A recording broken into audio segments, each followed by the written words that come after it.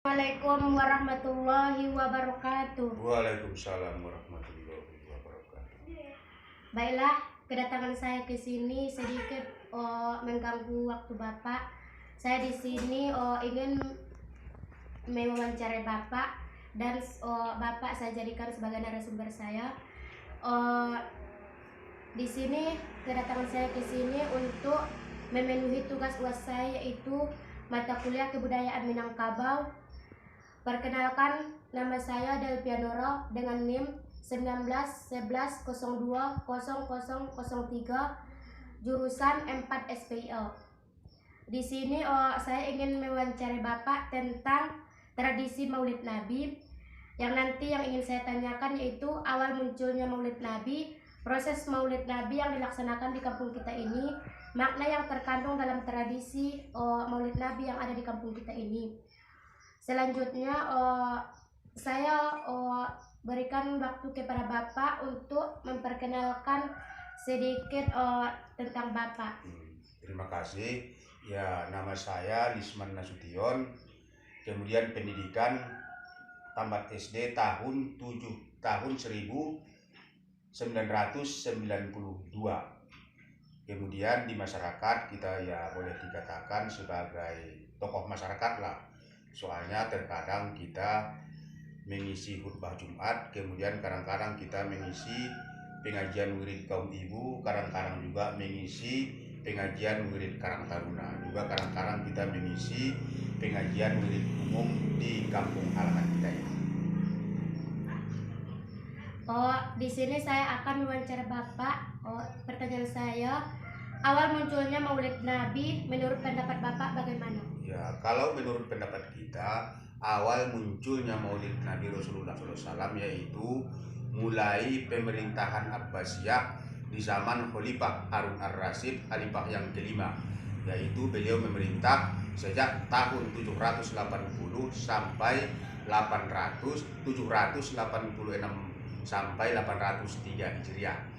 Pada masa itu, menurut pendapat Harun ar-Rasyid, manusia pada waktu itu sudah hampir lupa terhadap Rasulullah Shallallahu Alaihi Wasallam. Oleh karena itu, beliau mengadakan peringatan Maulidnya Rasulullah Shallallahu Alaihi Wasallam ataupun memperingati lahirnya Rasulullah Shallallahu Alaihi Wasallam. Sejak dari situ sampai sekarang, umat Rasulullah Shallallahu Alaihi Wasallam selalu memperingati lahirnya Rasulullah Shallallahu Alaihi Wasallam setiap tahun, yaitu di bulan Rabiul Awal. Saya ingin mengajukan pertanyaan kedua. Ya. Proses Maulid Nabi yang dilaksanakan di kampung kita ini bagaimana Pak pelaksanaannya?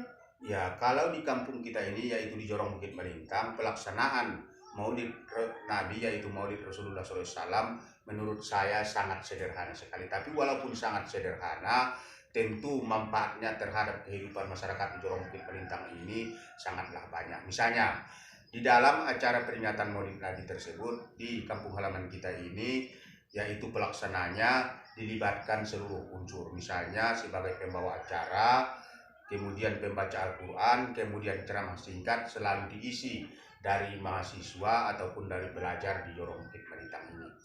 Kemudian juga di dalam acara Maulid Nabi Rasulullah SAW tersebut, tentu disitulah terjadinya silaturahmi antara masyarakat yang satu dengan masyarakat yang lainnya.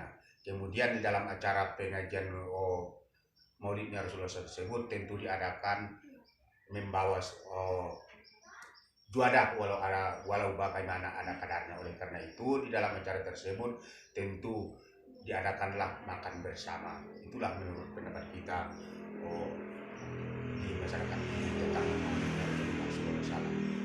Baik. Yang ketiga, makna yang terkandung dalam tradisi Maulid Nabi di kampung kita ini bagaimana Pak? Ya, kalau menurut pendapat saya, makna yang terkandung dalam memperingati Maulidnya Rasulullah SAW terhadap masyarakat Jorong Bukit Melintang ini menurut saya sangatlah banyak. Intinya, dengan adanya peringatan Maulid Rasulullah SAW ini, masyarakat Jorong Bukit Melintang ini lebih tahu tentang kehidupan Rasulullah SAW. Seperti kata pepatah, tak kenal katanya maka tak cinta katanya maka tak sayang. Kalau kita tidak cinta terhadap Rasulullah SAW, bagaimana kita mengikuti dia? Oleh karena itu, dengan adanya peringatan Maulid Rasulullah SAW di Jorong Bukit Melintang ini, walaupun tidak semuanya, tetapi sebagian masyarakat Jorong Bukit Melintang ini telah mencontoh kepada Rasulullah SAW. Karena seperti kata Allah dalam Al-Quran, laqad kana lakum fi Rasulillahi uswatun hasanah.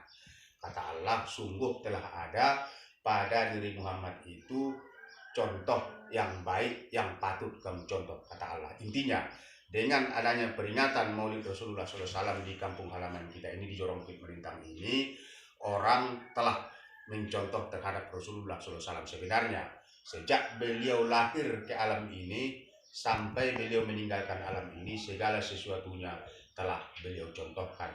Intinya, seperti kata orang-orang tasawuf, diamnya Rasulullah SAW itu merupakan zikir kepada Allah Subhanahu wa Ta'ala. Bumi Allah ini beliau jadikan sebagai sajadah. Artinya, kapan dan dimanapun beliau berada, masuk waktu sholat, beliau selalu melaksanakan sholat. Kemudian, kaki beliau tidak pernah beliau lengkapkan kecuali ke tempat-tempat yang diridhoi oleh Allah Subhanahu wa Ta'ala. Inilah makna ataupun inti dari peringatan Maulidnya Rasulullah Shallallahu Alaihi Wasallam di Jorong Bukit Melintang. Baiklah, terima kasih atas penjelasan Bapak tentang tradisi Maulid Nabi yang ada di kampung kita ini. Sedikit dari saya berkomentar sedikit tentang Maulid Nabi ini. Kalau menurut tadi kan Bapak bilang tentang pelaksanaan Maulid Nabi kita ini ada diadakan di dalam masjid Nurul Yakin kita di kampung kita ini.